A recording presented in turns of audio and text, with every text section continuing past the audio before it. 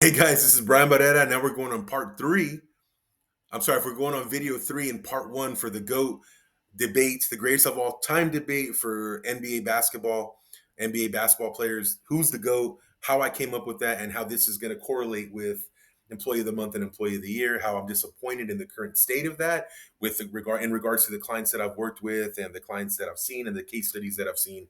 But yeah, I'm on the last part. It's only gonna take a couple minutes, but I was talking about the MVP and how that MVP in the NBA kind of makes a narrative for people that don't follow basketball. If you don't follow basketball and that's the narrative that you're doing it based off MVP awards, which I don't have in my matrix, and then also if you're doing it based off all-star voting.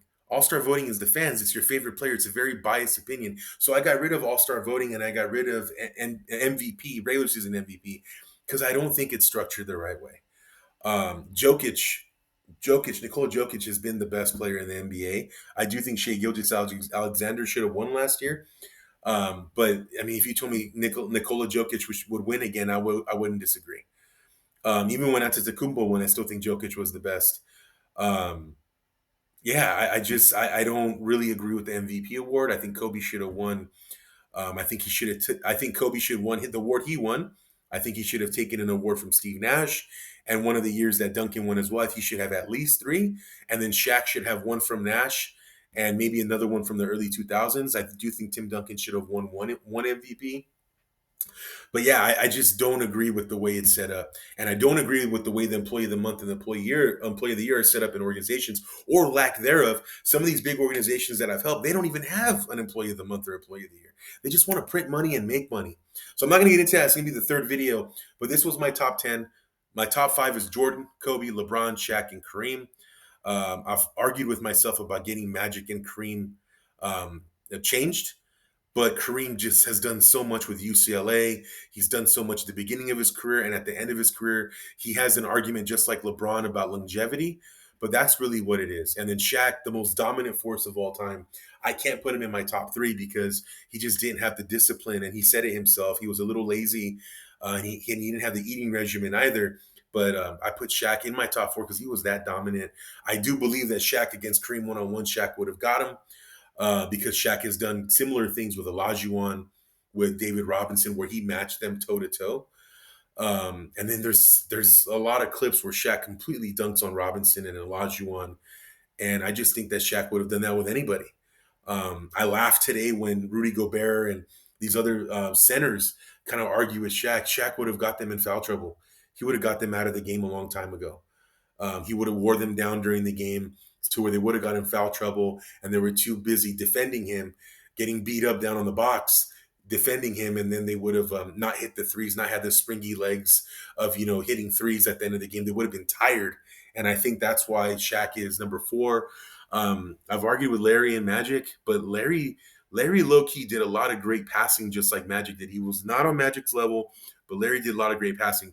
But Larry definitely had the scoring that Magic didn't have. Larry's like, I think in today's NBA, Larry would be even better than he was back then because of the scoring and the score friendly rules. I think Larry would have had the best 3-point shot in today's NBA. I think he'd be up there with Klay Thompson and Steph Curry. But it wasn't a 3-point league back then. It was a rough league. It was, your best player was a great passer like Magic and Larry, but Larry was such a great shooter, and I don't think he gets the accolades that he deserves because of the era that he played in. But I think Larry would have been great in today's NBA. And that's kind of the argument. Is like that's another one of the arguments is, would these players be great in today's NBA? Right? Would a lot of these salespeople that have done incredible in the past, would a lot of them be great in today's sales climate? Will they be able to use the Apollos and the LinkedIn navigators, sales navigators, and all that stuff? Would they be able to adapt to what's happening today, where people are more email oriented, where people want to have a meeting with you scheduled, as opposed to the one person that's going to go to the bar after work and wait for the engineers? Great story. Wait for the engineers to be at that bar, knowing that they can talk to them and land some deals, land some napkin deals right there where they can get some more work for their company. Yeah, there's some cool stuff out there like that. I mean, there's, I did that too when I was in sales. I would make sure to position myself at a place where I knew that these people were going to be. But once again, like you have to adapt to the times because being at a facility or being at a trade show or something where you know one of your prospective clients is going to be at, that's incredible. That's great. Can you adapt to today though? Can you do what's needed in today's climate, right? Can you do the webinars? Can you do the meeting invites? Can you do the Apollos? Can you pivot to today's landscape?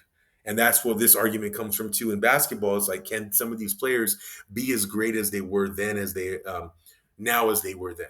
So that was another one. But that's it. I'm not going to keep going on this one. That's my top five. Go ahead and argue with me if this goes viral for some reason and Stephen A. Smith sees it and he calls me on his show to call me an idiot, I'm down. Let's roll. That's probably not going to happen, but that'll be hilarious if it does.